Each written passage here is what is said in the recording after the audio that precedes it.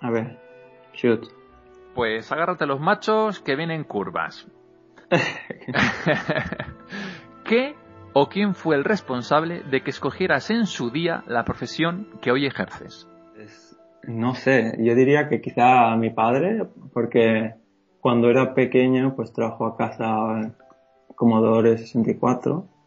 Bueno, primero trajo un Commodore VIC-20, pero yo apenas me acuerdo. Pero recuerdo del Commodore 64 que no quería que perdiéramos el tiempo jugando, pero yo quería jugar. Entonces, pues manual de Basic y ponerme a programar y empecé a hacer tonterías de juegos en Basic y bueno, tipo puzzle o juegos de preguntas que son simplemente texto y tienes que decir ir norte, norte, sur, sur. Pues, y eso, no sé, creo que tenía 6 años. Así. O sea, fíjate la curiosidad. Empecé a programar y empezó a gustarme, a picarme el gusanillo esto porque mi padre no me dejaba jugar. ¡Es brutal! Bueno, no me dejaba jugar. No había muy buena imagen de videojuegos y tal, ¿no? Entonces, comprar juegos, pues he comprado el ordenador. Y nosotros, claro que teníamos juegos. Ahí copiábamos un montón de juegos en cintas de estas piratillas. Sí, no sé, empecé a programar también en Commodore 64. Aquí lo curioso también es que hablas como programar de Basic como si fuera algo sencillo, y yo en lo máximo que llegué a hacer en Basic fue el print o el copy, y ahí me quedé. O sea, realmente yo lo probé de nano y me di cuenta de que no era lo mío, y tú vistes ahí una profesión. Fantástico. Bueno, yo no sabía lo que estaba haciendo. Yo empezaba a poner yo decía pick y poke, el poke, yo de pequeño decía poke. Ah, poke. Y no sabía lo que estaba haciendo. Ahora sé que estaba accediendo a direcciones de memoria, ¿no? Pero en ese entonces yo solo ponía números y no sabía muy bien qué estaba haciendo. Bueno, yo no lo sé ni ahora, o sea que imagínate. Si alguno de nuestros oyentes quisiera introducirse en este mundo de la programación de videojuegos, ¿qué pasos académicos o formativos debería realizar, David? Bueno, a ver, depende de a lo que te quieras dedicar. Si te quieres dedicar a hacer traducción, pues claro, tendrás que estudiar una carrera de traducción o lo que sea, ¿no? En mi caso, yo lo que he estudiado, bueno, hice rama de ciencias en el instituto, etcétera, y luego en la universidad hice ingeniería informática en la Universidad Autónoma de Barcelona. Y bueno, en mi caso, por suerte en la Universidad Autónoma de Barcelona había también la carrera de japonés y todos los créditos de libre elección que tenía los usé para hacer japonés. Y entonces, pues después de acabar la carrera de ingeniería informática, hice, bueno, como tenía también japonés, pues me fui a Tokio y hice un máster ahí. Un máster también de Computer Science en Tokio. Y hice el doctorado allí también. Pero bueno, no creo que no es necesario hacer un doctorado para entrar en una empresa de videojuegos. Con tener una carrera es suficiente.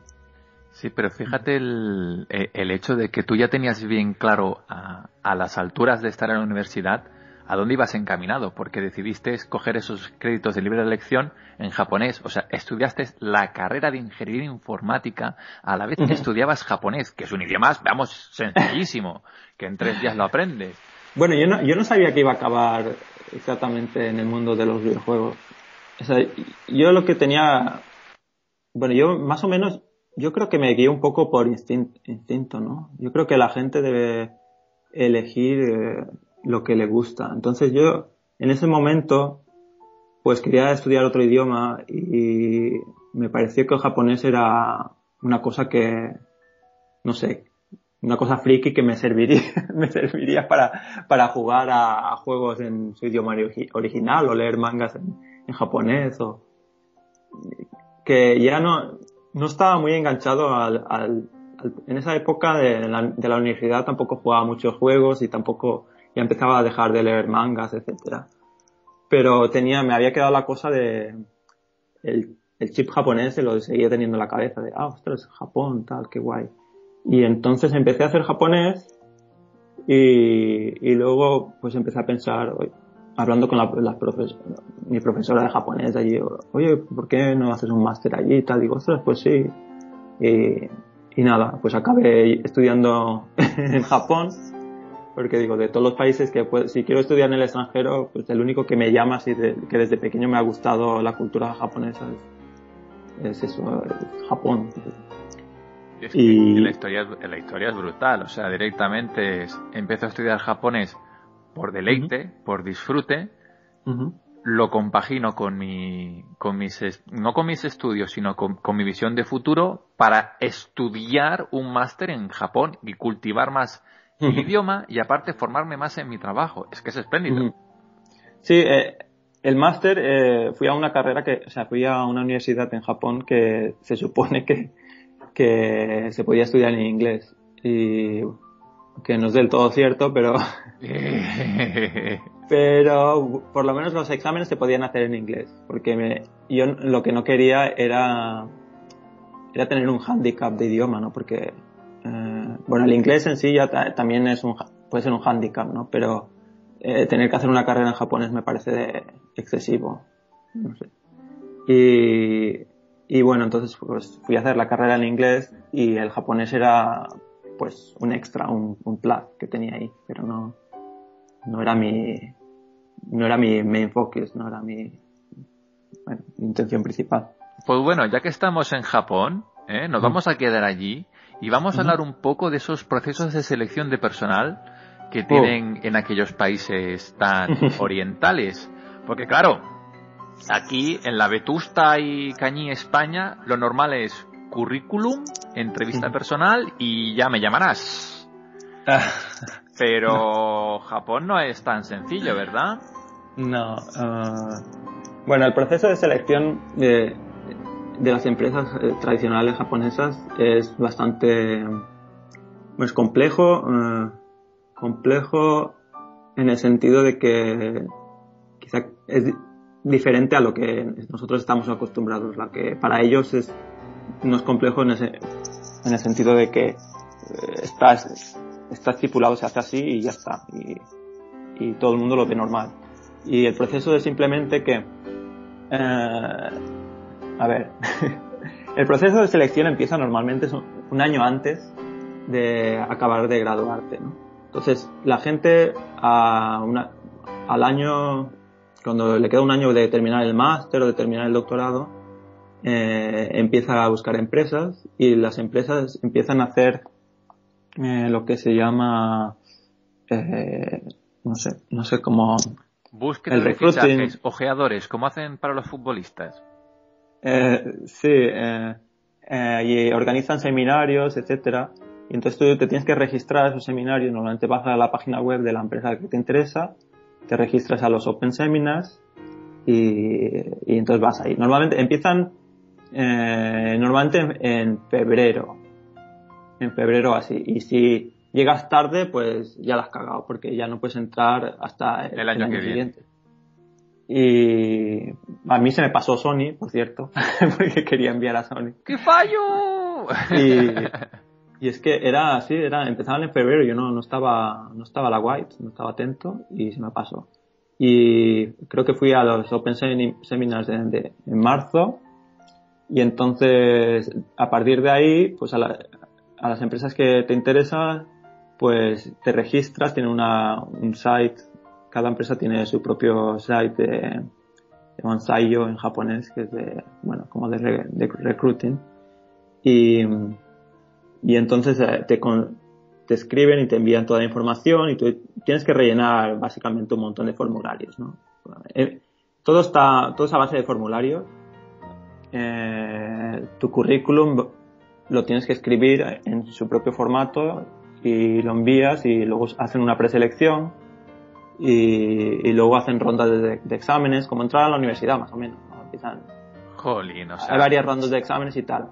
Súper sencillo, vamos, como ir a trabajar aquí al lado de casa, así de claro. Es que, qué nivel. Venden libros para prepararse esos exámenes también, porque hay una prueba que básica se llama SPI, que ahora no me preguntes qué significa, pero venden libros de SPI y puedes estudiar pues, esos exámenes típicos, que normalmente son preguntas, bueno, como las de acceso a la universidad, son cosas de instituto, la verdad. Pero es que lo que me sorprende es que parece que estés en una oposición. Sí, sí. Y bueno, lo malo para mí es que todo era en japonés, porque claro, tenía que contestar a problemas de física, de péndulos, etcétera y tal, en japonés. Entonces lo primero que tuve que aprenderme cuando compré un libro de esos es cómo se dice péndulo en japonés, que ya se me ha olvidado encima. Pero bueno. Y bueno, no sé, yo creo que es demasiado difícil si vas por la rama habitual, la que siguen los japoneses es esta. Entonces, en agosto o así, ya tienes un resultado, ya sabes si vas a entrar o no sé qué, y firmas. Si aceptas la oferta, pues firmas.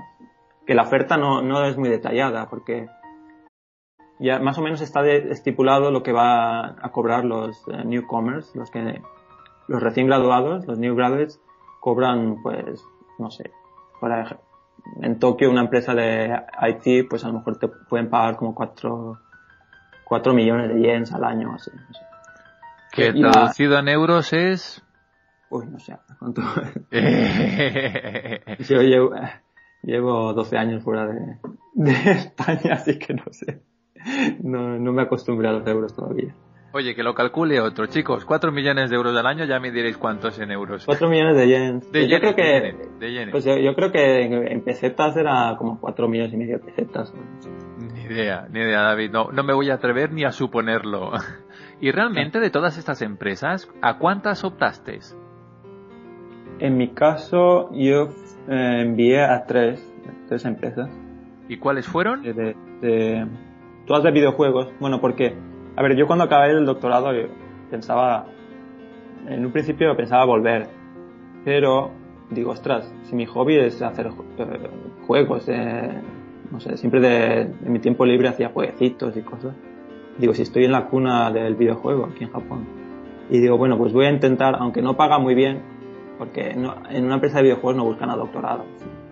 Pero digo, ostras, tengo que intentar hacerlo ya que estoy aquí. Entonces solo envié a 3 empresas. Quería enviar también a Sony, pero se me pasó. Y envié a Namco, a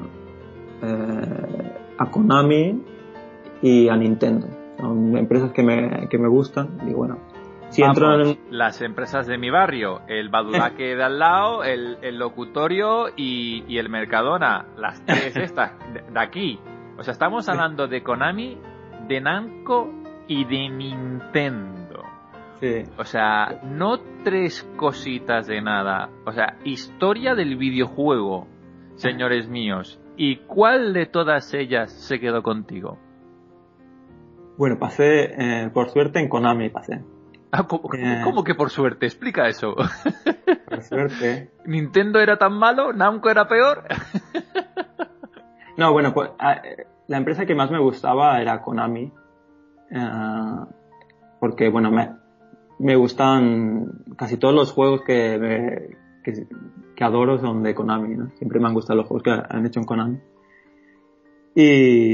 Y bueno, quería trabajar ahí, lo que pasa es que todo el mundo decía, no, pero Nintendo está muy bien, y bueno, pues digo, pues voy a intentar a Nintendo. Y también digo suerte porque el proceso de selección, ya ves que es muy complicado, y tuve la suerte que en Konami, el examen el SPI, era el mismo día que la entrevista, o sea, primero te hacías el examen y luego la entrevista. Entonces yo creo que cuando hice la entrevista me vieron hablar en japonés, que no tenía ningún problema, y además que hablaba, o sea, sabía de lo que estaba hablando, porque para hacer un máster en Japón, o sea, tienes que hablar muy fluido japonés, con lo cual la imagen ya no era el gaijin, era el gaijin que está aquí y está adaptado. Sí, bueno, entonces yo creo que tuve la suerte de que pude hacer la entrevista el mismo día, porque en Nintendo, por ejemplo, pasé la preselección, que ya es bastante, porque en la preselección había que hacer un proyecto en japonés, de proponer un proyecto nuevo, y muchos de mi universidad fallaron, japoneses, y yo pasé la preselección O sea, porque los contenidos estaban bien, pero claro, tuve que dedicarle un tiempo a hacerlo bien en japonés. Pero en el examen, fallé el examen del SPI, porque, claro, es que es muy fácil fallar porque no tienes tiempo, te dan unos minutos para cada pregunta y no pasé de ahí. Pero en Konami, como era a la vez la entrevista y el SPI, imagino que fallaría el SPI, pero al pasar la entrevista, pues ya me vieron que era capaz de hacer mi trabajo. Oye, pues fantástico. Yo que lo agradezco muchísimo que Konami te escogiera, incluso después de haber fallado el SPI, porque por una de esas razones te tengo aquí, te conozco, sin lugar a dudas. Pero a ver, vamos a hablar de esa etapa en la que formaste parte del equipo de Konami, porque